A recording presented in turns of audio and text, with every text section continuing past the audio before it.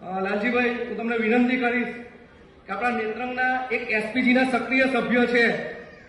જે આપણા નેત્રંગનું સોશિયલ મીડિયાનું એ કરે છે, સંચાલન કરે છે, જેમને વાંચે ગુજરાત 2011માં નરેન્દ્ર મોદી સાહેબ દ્વારા એમને પુરસ્કાર પણ મળ્યો છે, એવા આપણા બ્રિજેશભાઈ પટેલ,